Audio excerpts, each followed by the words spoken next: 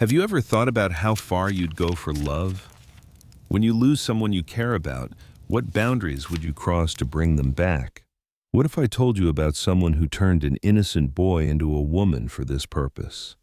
Today I'm going to tell you the story of Roman Emperor Nero. But this isn't just the story of an emperor. This is the tragic story of a young man named Sporus.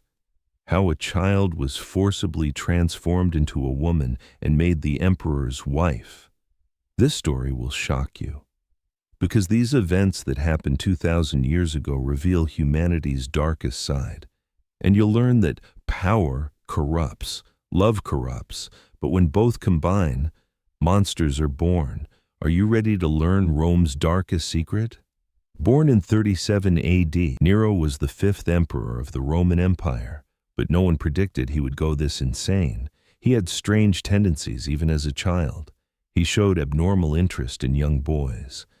When he ascended to the throne at 16, the Roman people expected great things from him. The first years were indeed successful. He made fair decisions and loved his people. But the intoxication of power slowly began to change him. The first major change occurred when he killed his mother, Agrippina. Nero poisoned his mother to death because his mother was interfering with his decisions. After this murder, Nero's conscience died completely. The second major change was in his marriage to Claudia Octavia. Octavia was a beautiful, intelligent, and loyal woman, but Nero never loved her. Because Nero's real interest was elsewhere. Nero was attracted to men, but this was a very dangerous situation at that time. Homosexual relationships were completely forbidden in Rome. If you were caught, you'd get the death penalty. But Nero was emperor, and different rules applied to emperors. In 64 AD, a great fire broke out in Rome. Half the city burned, thousands of people died, and some people said that Nero had started this fire because Nero was singing during the fire. The truth was, Nero hadn't started the fire, but he had benefited from it. He bought the burned lots cheaply and had a huge palace built for himself. Domus Aurea, the Golden House. In this palace were Nero's greatest pleasures: gladiator fights, horse races, musical performances, and of course, secret parties. At these parties, Nero's strange fantasies came true. He spent private time with young men, and no one could object to this. But Nero's life changed completely in 65 AD, because that year he met the love of his life, Poppaea Sabina, Rome's most beautiful woman, golden-haired, blue-eyed, perfect body. When Nero first saw her, he fell madly in love. Poppaea was a very intelligent woman. She knew Nero's weaknesses, and she used them very well.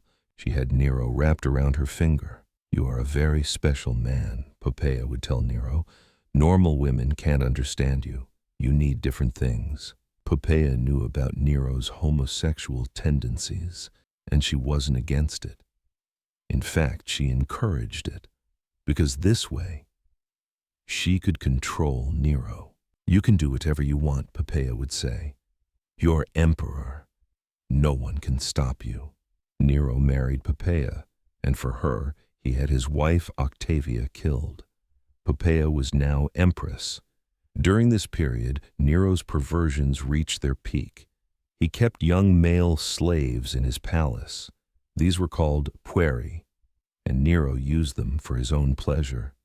His favorite puer was a Greek boy named Pythagoras. He was only 14 years old. Nero married him. Of course, this was a secret ceremony, and Nero played the woman role in this ceremony. This situation didn't bother Poppaea. In fact, she was amused, because Nero's weaknesses gave her more power.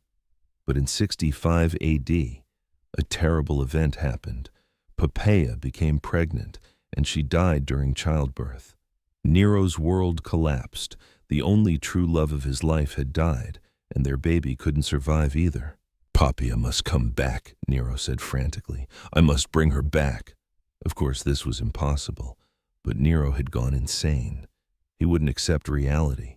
For days he sat next to Poppaea's corpse. He talked to her. He acted as if she were still alive. When the palace doctors realized Nero had gone mad, they embalmed the corpse and they put it in a special room. But this didn't satisfy Nero, because he wanted Poppaea back, alive. That's when the terrible plan came to his mind. "I'll find someone who looks like Poppaea," Nero said, "and I'll turn her into Poppaea." When they heard this plan, the palace people were shocked, because what Nero had in mind was very insane. He wanted to find a woman who looked like Poppaea, but the problem was, Poppaea was so beautiful that no woman looked like her. Months passed. Nero had searches conducted everywhere, but no woman was as beautiful as Poppaea. And then, the horrible discovery happened.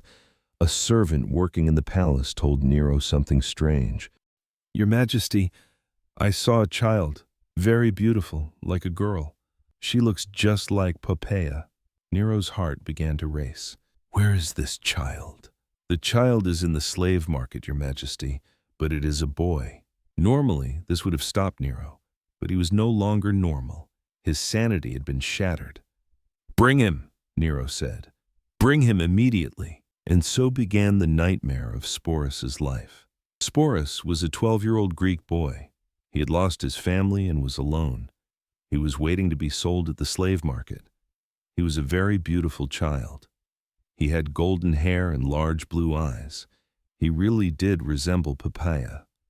When Nero first saw him, he held his breath. It was as if he was seeing a younger version of Poppaea. "Wonderful," Nero whispered. "This boy will be my savior." Sporus didn't understand what was happening. He only saw a powerful man examining him and was afraid. "What will you do to me?" Sporus asked in a trembling voice. Nero smiled, but it was a very cold smile. "I will make you very special," Nero said. "You will be the most beautiful woman in the world." Sporus didn't understand what these words meant, but he would soon find out. Nero took Sporus to the palace and locked her in a special room. This room was very luxurious, beautiful clothes, expensive jewelry, delicious food. For the first few days, Sporus was happy. She had come to the palace from living on the streets. She saw this as a great opportunity.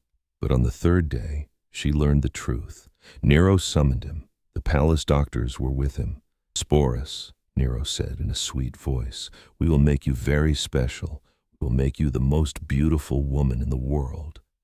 "But I'm a man," said Sporus in astonishment. "Not anymore," said Nero. "Now you are Poppaea." At that moment, Sporus understood everything, and he was horrified. "No!" cried Sporus. "I want to remain a man." But it was too late. Nero's decision was final, and no one could oppose the decision of the Roman emperor. The process that began that day led to one of the most brutal transformations in history. The first stage, physical alteration. Sporus's body was altered to match his new identity. This process was extremely painful and dangerous. Sporus spent days hovering between life and death, but he survived, because Nero wanted him to live. Second stage, physical change. Using the medicine of the time, Sporus's body structure was made feminine. This process lasted a year, and every day was difficult for Sporus. But the greatest pain was psychological, because Sporus was now neither male nor female. He was stuck somewhere between the two genders. During this process, Nero treated Sporus very well. He dressed him in the most beautiful clothes. He adorned him with the most expensive jewelry. He fed him the most delicious food. "Look how beautiful you've become," Nero would say. "Now you're even more beautiful than Poppaea." Sporus would cry, but he couldn't make a sound, because he was afraid. When the transformation was complete, Nero was very pleased. Sporus had indeed become a very beautiful woman. "Now I will make you my wife," Nero said. "Poppaea has returned." And in 67 AD, the strangest wedding in Roman history took place. Nero married Sporus. Of course, this wasn't an official ceremony. It was done secretly, but Nero took it very seriously. At the wedding ceremony, Sporus wore a wedding dress. He had a golden crown. He looked very beautiful, but there was great sadness in his eyes. "Now you are my wife," Nero told Sporus, "and I will love you forever." Sporus said nothing. He just shed tears. After the wedding, Nero began taking Sporus everywhere, to public events, theater shows, gladiator fights. The Roman people were shocked by this situation.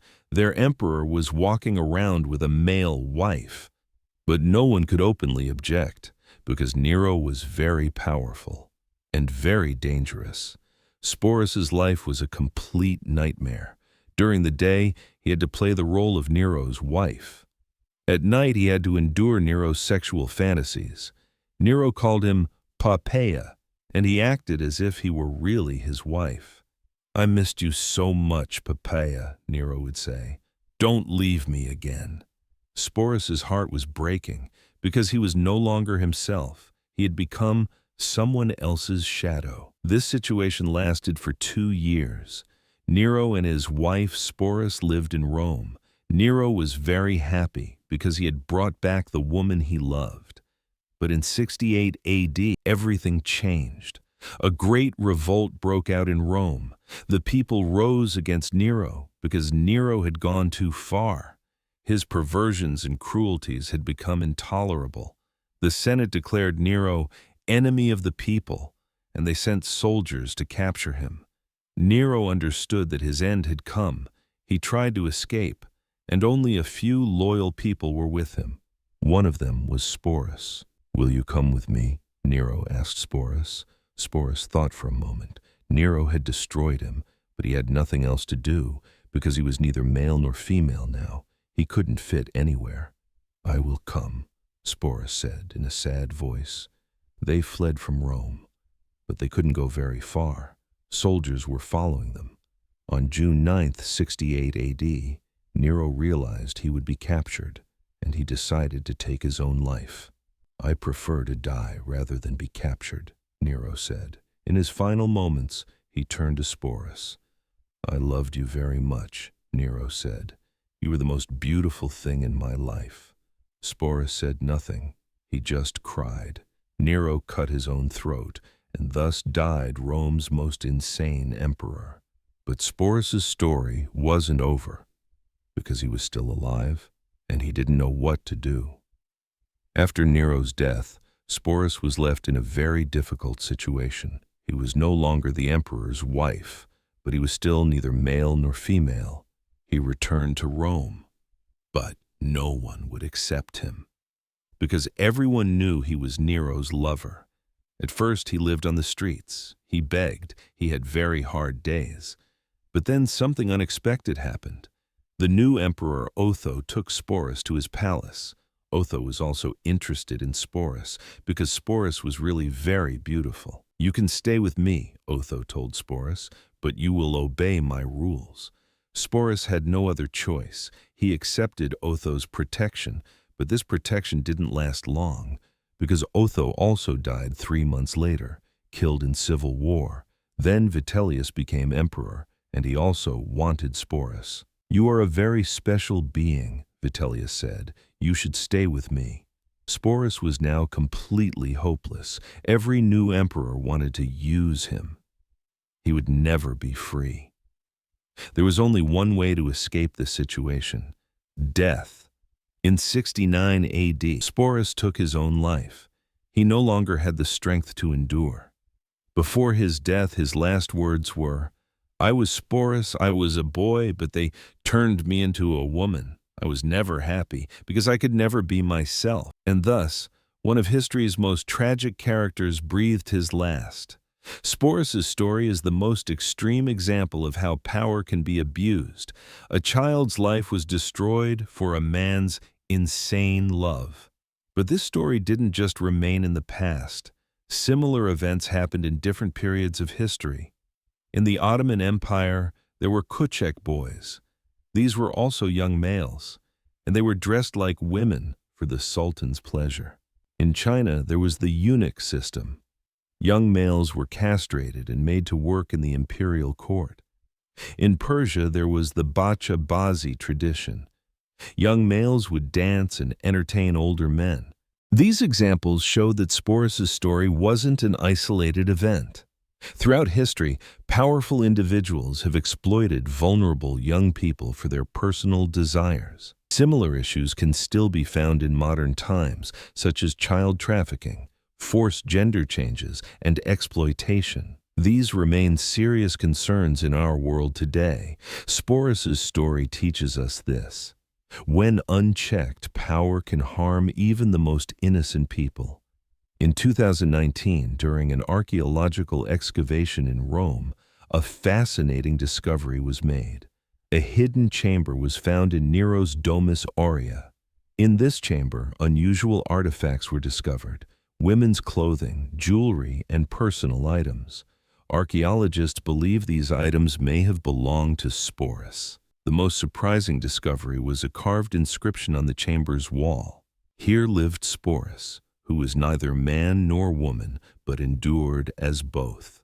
This inscription might have been written by Sporus himself, his last message to history.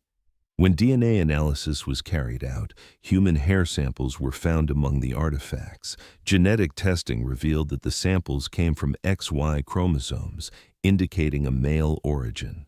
This evidence confirms Sporus' story. He was indeed born male, but underwent a significant transformation. Modern forensic analysis also found evidence that the person had undergone surgical modification. Bone structure changes suggest that hormonal treatments had been applied. This scientific evidence supports the accounts of ancient historians. Sporus' story is not just a legend, but a verifiable historical event. In recent years, LGBTQ+ historians have brought new perspectives to Sporus' story. Some argue that Sporus was a victim of a forced gender change, while others suggest it may have been a voluntary transformation. However, the evidence clearly shows that Sporus was a child, 12 years old, and children cannot give informed consent for such major medical procedures. Modern medical professionals study Sporus' case as an early example of gender transition surgery, though the ethical context is very different from today. Today's gender affirmation surgeries are done with informed consent. Sporus' case, however, involved a forced transformation, an important distinction. Child psychologists note that Sporus' psychological trauma must have been immense. Forced identity changes, social isolation, and difficult circumstances would have led to significant mental distress. This case has become a subject of study in modern discussions about consent, child protection, and the limits of medical intervention. Some scholars argue that Sporus' story serves as a cautionary tale about the abuse of power. It shows how those in authority can exploit vulnerable individuals for their own gratification. Others focus on early transgender history, noting that gender fluidity existed in ancient times, but it was usually a voluntary choice, not a forced transformation. Religious scholars point out that many ancient cultures had third gender concepts, but these were respected social roles, not victims of exploitation. Feminist historians emphasize that Sporus' story also reflects issues of gender inequality. Nero believed that imposing femininity on a male child could somehow replace his deceased wife. This illustrates how women were seen as replaceable. Modern trauma specialists study Sporus' coping mechanisms. How did he survive such profound psychological damage? What kept him going for 5 years after the transformation? Evidence suggests that Sporus found ways to maintain his inner sense of self despite external changes. This psychological resilience may have contributed to his survival. Recent research shows that similar cases existed throughout the Roman Empire. Sporus was not a unique victim. Systematic exploitation of vulnerable youth was a common practice among the Roman elite. This pattern continued into the Byzantine period, the Ottoman Empire, and other societies. The same dynamic always emerged: older, powerful individuals exploiting younger, more vulnerable people. Modern human rights organizations reference Sporus' case when discussing contemporary issues like child trafficking. It highlights that such exploitation has ancient roots and persists today. Recent filmmakers attempted to recreate Sporus's living conditions using historical sources. They built a replica of his chamber in the Domus Aurea. The film crew reported disturbing psychological effects during the shoot. Several team members experienced anxiety and depression. The project was abandoned due to these challenges. Some paranormal investigators claim that Sporus's spirit still haunts the Domus Aurea ruins. Visitors have reported seeing a figure in women's clothing crying in the corner of the chambers. Skeptics dismiss these reports, but local guides confirm that many tourists feel uncomfortable in certain areas of the ruins, especially those believed to have been Sporus's quarters. Archaeological team leader Dr. Maria Fontana reported strange occurrences during excavation. Several times our tools were rearranged overnight, personal items were moved. Team members reported vivid dreams about a young person pleading for help. It was unsettling. The official archaeological report doesn't mention these incidents, but leaked internal documents reveal multiple unexplained occurrences during excavation. The most disturbing incident occurred when the team tried to remove artifacts from Sporus's chamber. Equipment malfunctioned, workers became ill, excavation was temporarily suspended. The local Roman Catholic Church performed a blessing ceremony before work could continue. Church officials claimed a negative spiritual presence was removed. Modern psychologists suggest that these experiences might be psychological projection. Team members, knowing the tragic history, unconsciously created a supernatural narrative. But the pattern of experiences across different people, different times, suggests something more than projection. Recent ground-penetrating radar revealed additional chambers beneath Domus Aurea. Some scholars believe these might contain more evidence about Sporus's life. But the Italian government classified these chambers. Access restricted. Official reason? Structural instability. But some researchers suspect a different motivation. Vatican archives reportedly contain documents about Sporus from the early Christian period. These documents describe him as a martyred innocent who suffered for other sins.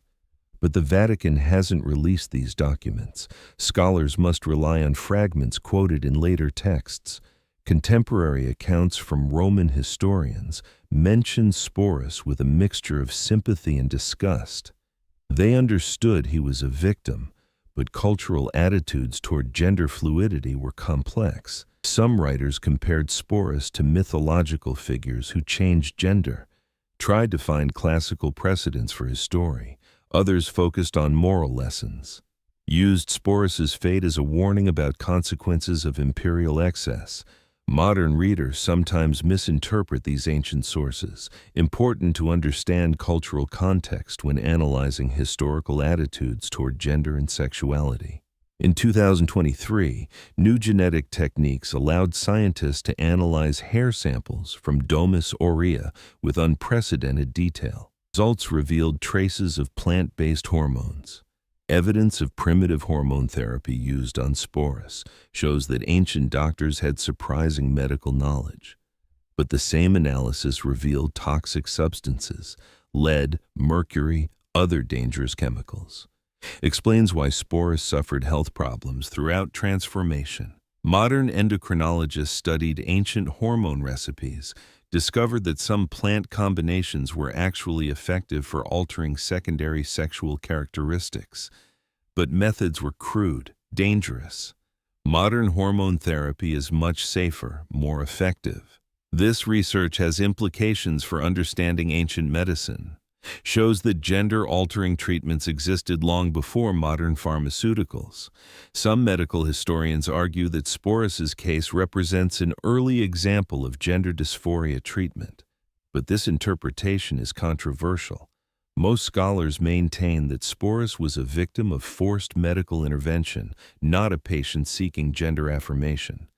The distinction is crucial for understanding historical context and modern applications. Are you wondering now, is this story real? Did Sporus really exist? Historical evidence is overwhelming. Multiple ancient sources mention Sporus. Archaeological evidence supports written accounts. This isn't just legend, it's a real person's real tragedy. And unfortunately, similar exploitation continues today, in modern forms, but the same basic dynamic. Powerful people exploiting vulnerable children, using them for personal gratification, destroying their lives for selfish purposes. Sporus' story reminds us that we must protect innocence from those who would abuse them. But now, if you want to see the connection of Sporus' story with the modern world, be careful, because similar patterns still exist. According to recent reports, powerful individuals are still exploiting vulnerable young people. Different methods, same basic exploitation.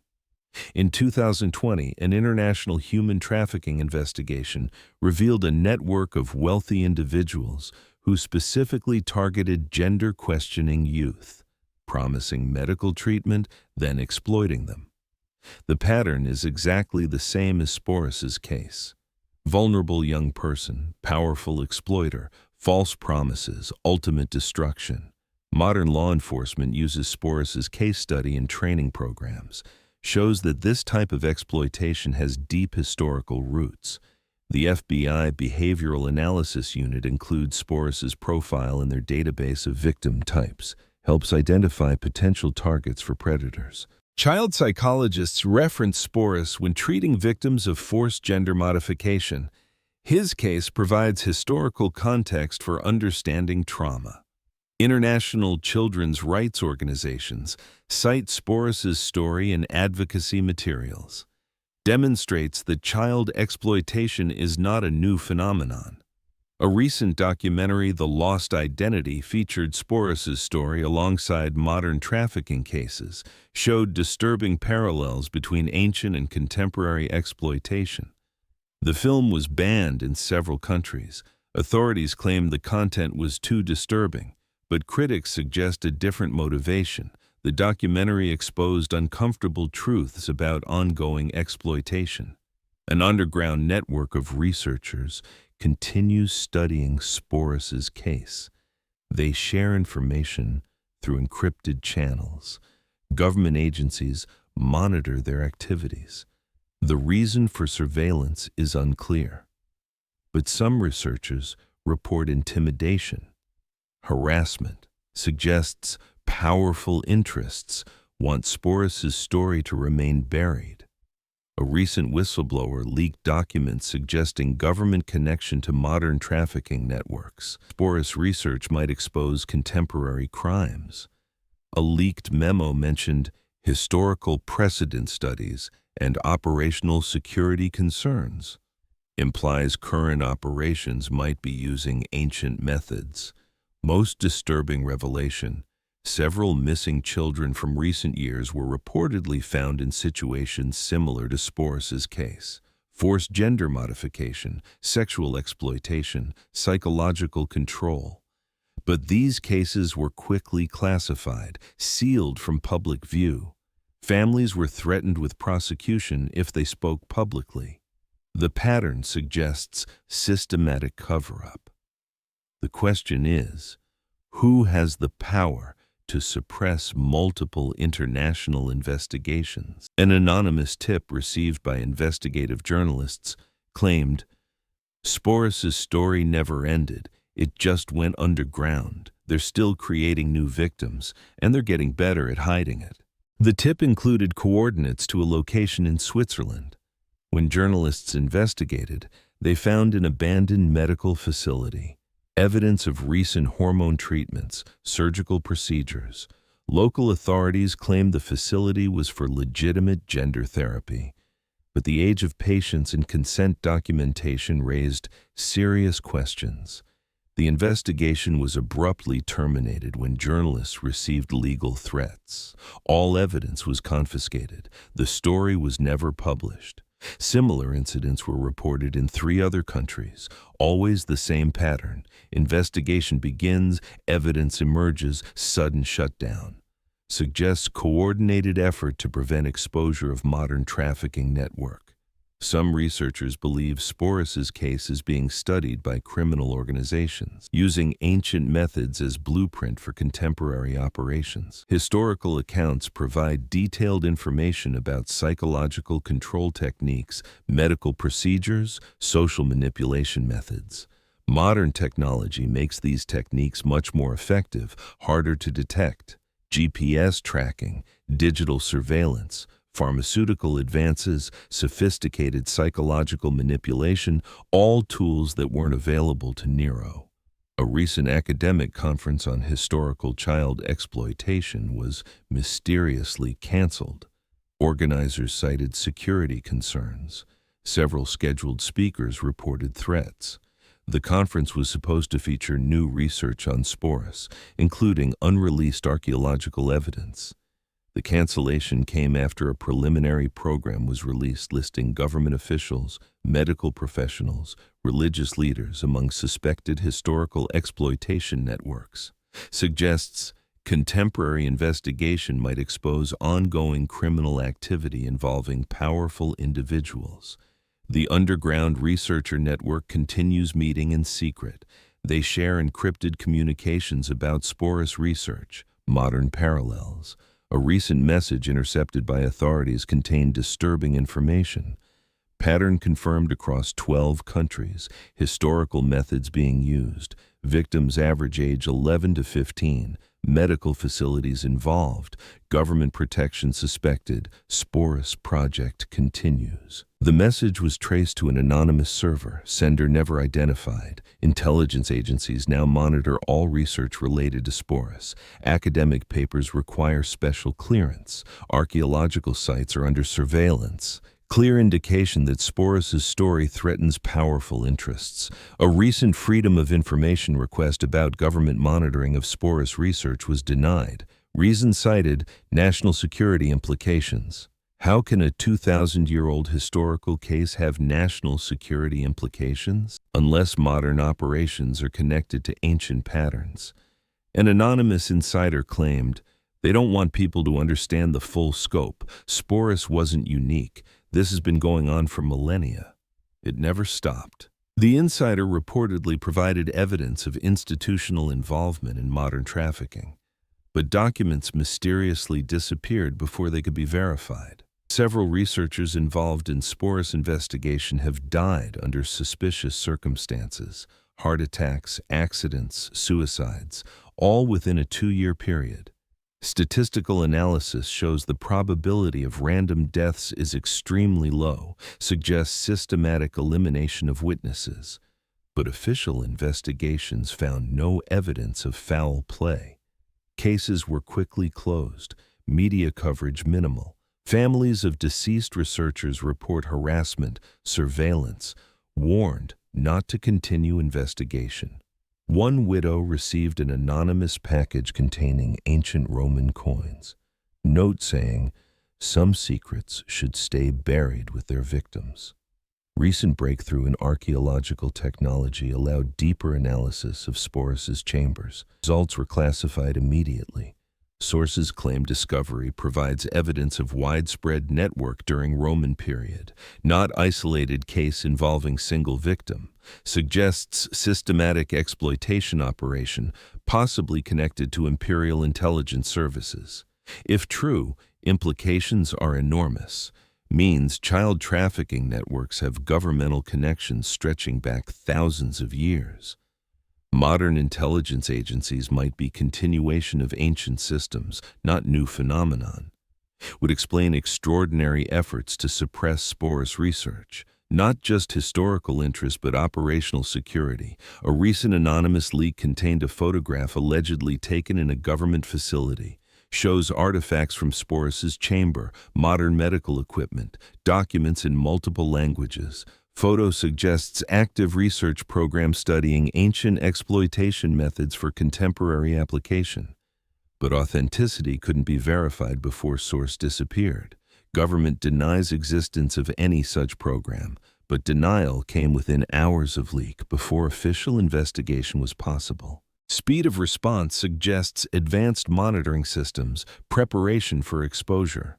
Pattern indicates Sporus research struck a nerve in powerful circles. Question remains, what are they trying to hide? Answer might be more terrifying than anyone imagined.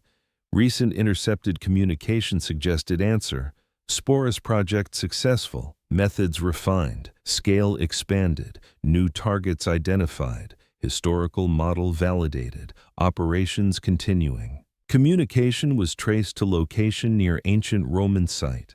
Surveillance revealed unusual activity, construction of underground facilities, frequent visits by unmarked vehicles, high-level security. Local authorities claim site as archaeological research facility, but equipment observed includes medical apparatus, not archaeological tools. Satellite imagery shows complex tunnel system beneath site. Configuration similar to ancient Roman underground networks suggests modern operations using historical infrastructure, possibly expanded with contemporary technology. If true, means Sporus' story is not just history lesson, it's blueprint for ongoing crimes. Recent missing persons reports from area show unusual pattern. Young people, specific physical characteristics, disappearances during night hours. Local families report strangers asking questions about their children, offering opportunities for special education or medical treatment. Exactly same recruitment methods used to capture Sporus 2,000 years ago.